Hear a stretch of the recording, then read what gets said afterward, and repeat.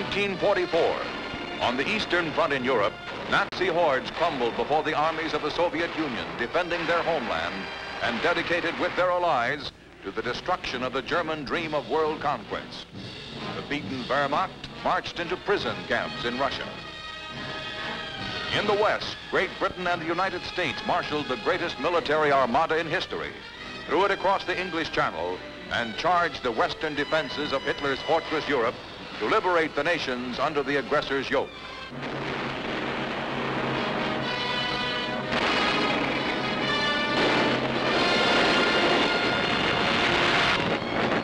Breaking out of their coastal bridgehead, the Western Allies overran France, poured across the Rhine, and pierced the German heartland.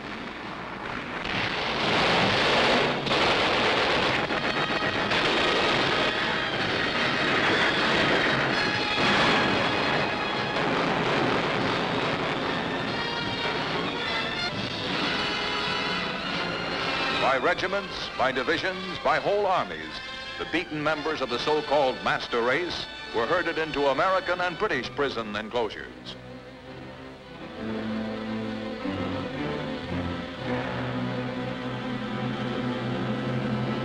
In 1945, as Germany crumbled, Yalta in the Russian Crimea was the scene of momentous decisions by the leaders of the Big Three. Great Britain, Russia, and the United States met as friends and allies, dedicated to final victory, dedicated also to building the firm foundations for lasting peace through a United Nations organization.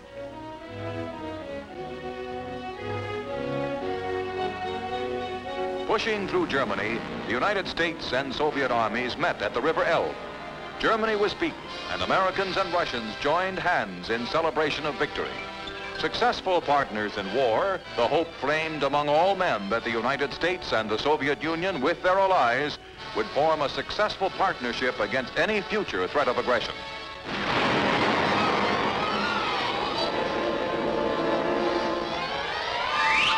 The price of aggressive war could be seen in the heart of Nazi Germany. Once the proud capital of Middle Europe, Berlin lay in ruins.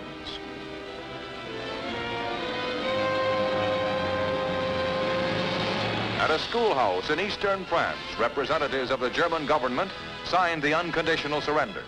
The greatest military effort in history had been successful against the forces of tyranny.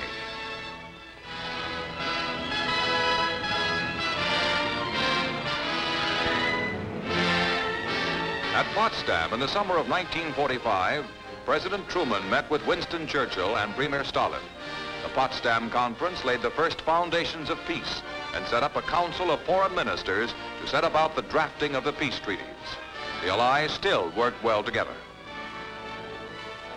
Meanwhile, the war in the Pacific reached a crescendo as United States forces fought island by bloody island toward the mainland of Japan and toward the final defeat of the Japanese aggressor.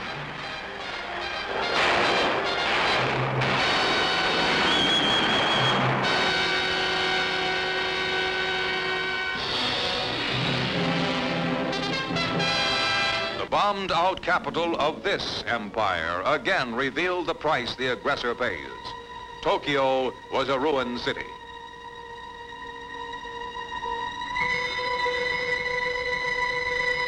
On August 14th, Japan surrendered, and early in September 1945 in Tokyo Bay, the United States battleship Missouri was the scene of the signing of the unconditional surrender terms. A representative of the Soviet Union, which had been at war with Japan for less than a week, was given an honored place at the surrender table. On the deck of the huge battleship, General Douglas MacArthur expressed the hope of the people all over the world. Pray that peace be now restored to the world, and that God will preserve it always. The news of final surrender, the news that peace had at last been won, penetrated to every corner of the globe. Peace, the hope of mankind, had arrived. In every corner of the battered world, men rejoiced, cheered the end of World War II.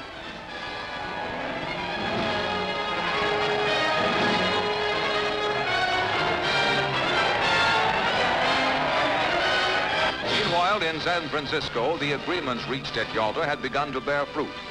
delegates of 50 nations met to frame the United Nations Charter, a charter that was to be the guarantor of permanent peace through the orderly settlement of all international disputes. From Washington came President Truman to be present at the historic signing of the charter. Soviet Foreign Minister Molotov lent his presence to the solemn and hopeful expression of man's resolution to live in peace. The Big Five, China, Russia, Great Britain, France, and the United States, led the nations of the world as they undertook to launch a rule of law and a bill of human rights upon the earth. A rule of law that no nation, large or small, would dare defy. Man's hopes were high.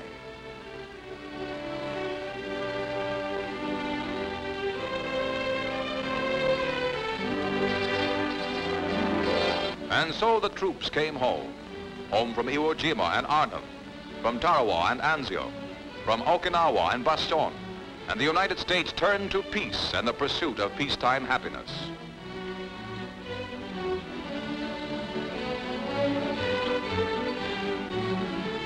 From a mighty fighting force of over 12 million men in 1945, the United States in 2 years had reduced its armed forces to slightly over 1.5 million.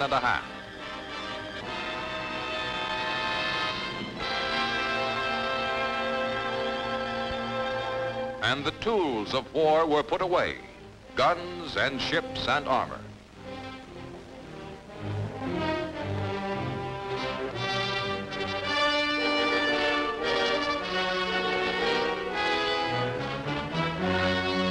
The snarling, death-dealing planes of war were junked or destroyed.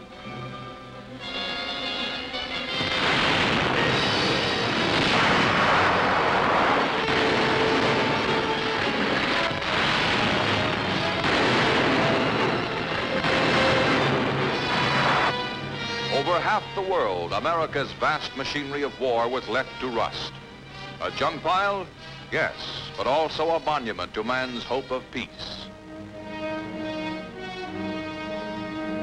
And the great furnaces which had worked day and night to produce iron and steel for war now beat guns into plowshares and the instruments of peace.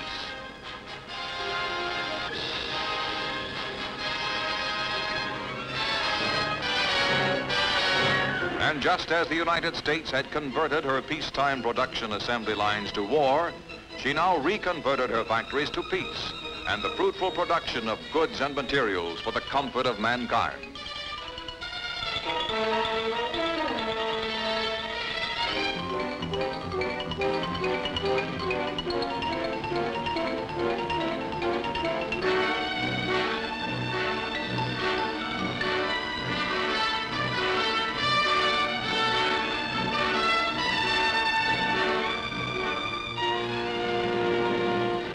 But in the councils of the United Nations, things did not go so smoothly. The Soviet policy of non-cooperation had been made obvious by a series of obstructing vetoes in the Security Council, action which slowed or nullified United Nations business. In one instance, unable to invoke the veto and refusing to abide by a majority decision, Andrei Gromyko, representing the Soviet Union, abruptly walked out of the United Nations Security Council.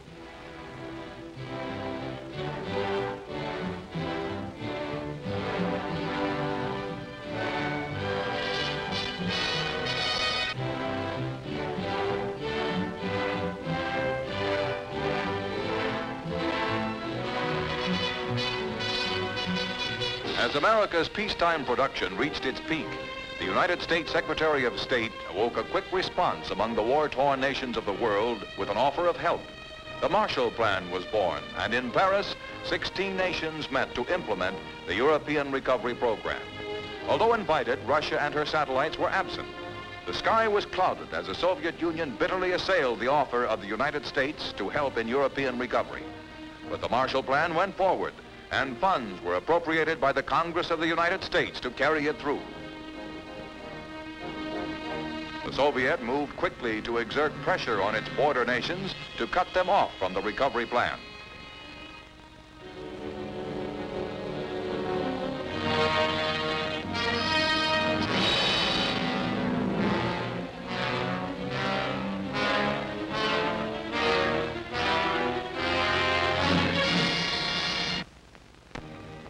But Marshall Plan aid was loaded in the United States and arrived in Europe. Food and machinery and tools and goods.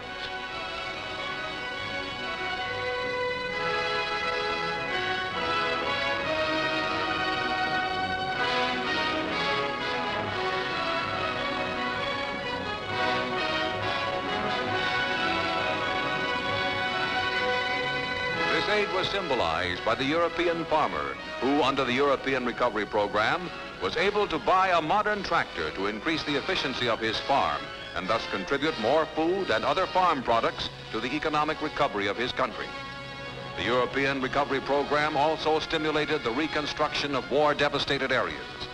Though the representatives of the Soviet Union were uncooperative in Berlin and elsewhere, Europe was rebuilding, was heading toward normal living based on its own resources and economy. In Berlin, Soviet-inspired Eastern Zone communists engaged in a series of demonstrations, fomenting trouble, disrupting the orderly life of the city and the nation's recovery. It had become apparent that the Soviet Union was dedicated to a planned program of non-cooperation with her former allies.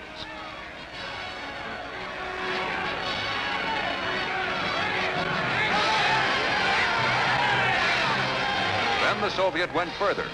In violation of solemn agreements, the Soviet blockaded the western zone of Berlin and left 2 million citizens faced with starvation. Power failed. Industry came to a standstill. Goods piled up. Berlin's arteries had been closed off. At Helmstadt, on the border between the eastern and western zones of Germany, food for the people of Berlin was blocked and allowed to rot. Protests were ignored as the Russians enforced the blockade and in effect challenged the Western allies to do something about it.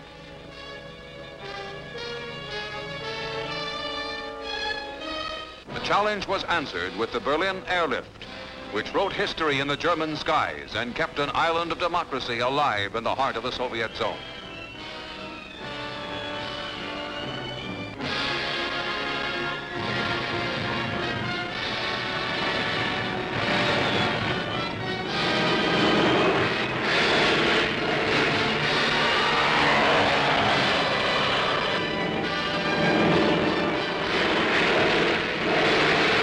Britain and the United States, cooperating in the same successful way they had during World War II, maintained the Berlin airlift against all Soviet opposition.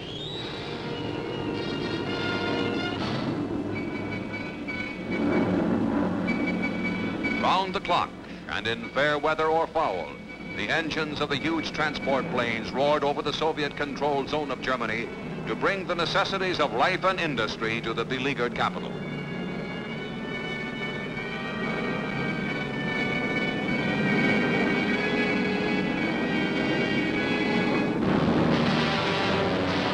Every 3 minutes, 24 hours a day, a plane landed. At the landing fields, the citizens of Berlin labored to unload and distribute the food and coal. For 15 months, the Berlin airlift carried nearly 2.5 million tons of food and fuel on 277,264 separate flights.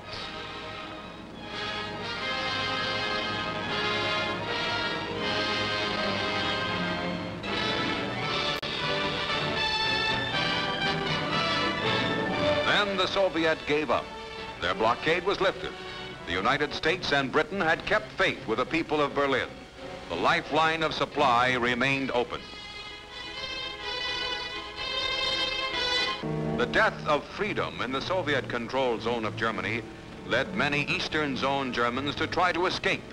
By day and by night, German citizens fled across the border into the Allied zones to the west. Life under Soviet domination was not their choice. Soviet intentions became clearer still in Korea, where under United Nations supervision, the Republic of Korea had been established. After the defeat of Japan, at the 38th parallel, a temporary boundary had been established for administrative purposes. This boundary was never intended as a permanent division of Korea. The United Nations Commission in Korea sought in vain the cooperation of the Soviet occupying forces in the north. The Commission then proceeded with free elections in South Korea, and the Republic of Korea was established. With the establishment of the Republic, United States troops were evacuated from the peninsula.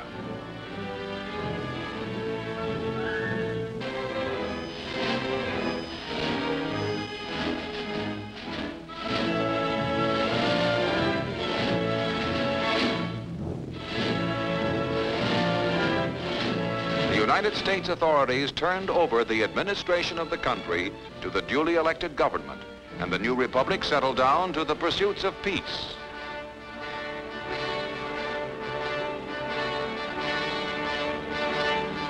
Suddenly and without warning, the North Korean communist regime launched a brutal and unprovoked attack on the Republic of Korea.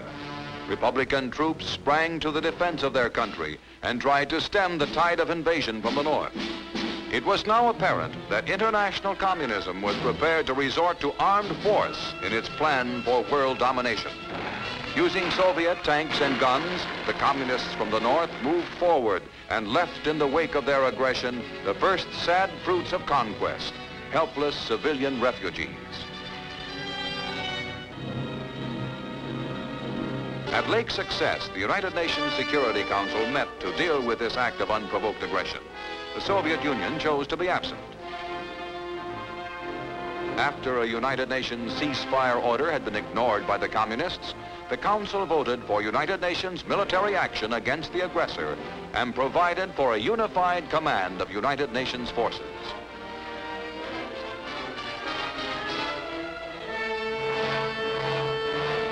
General Douglas MacArthur was appointed Commander-in-Chief and accepted the first United Nations battle flag.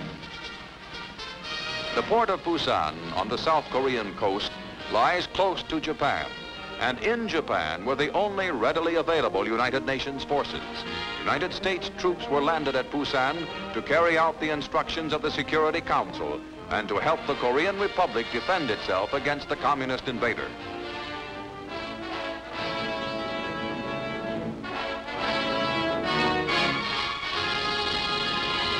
These first forces were quickly thrown into the line in an effort to hold off the communist hordes from the north. Outmanned and outarmed, these few troops fought and fell back, trading space for time.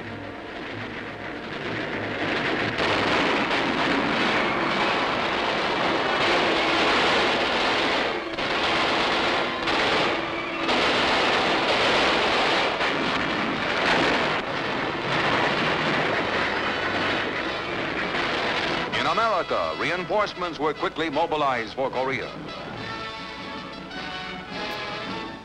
A special brigade of Canadian forces prepared to add their strength to the forces of the free nations. Turkey sent troops specially trained in mountain fighting. The Netherlands offered troops and naval assistance. Australian troops made ready to sail for Korea. Sweden sent doctors and nurses to man United Nations field hospitals.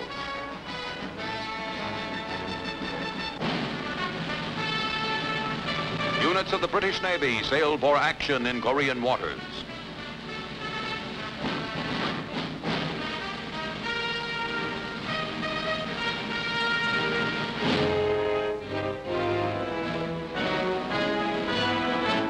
When the appeal for peace was ignored, 53 of the 59 member countries of the United Nations, firm in their determination that this new international organization should fulfill its intended purposes, resolved to resist aggression.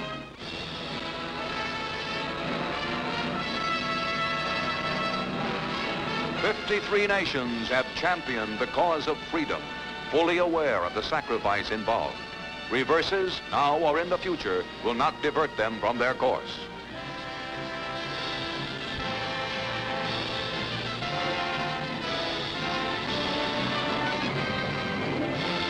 With this action has come the world's first assurance that peace-loving peoples can, through the United Nations, combine their strength to resist the predatory action of an aggressor.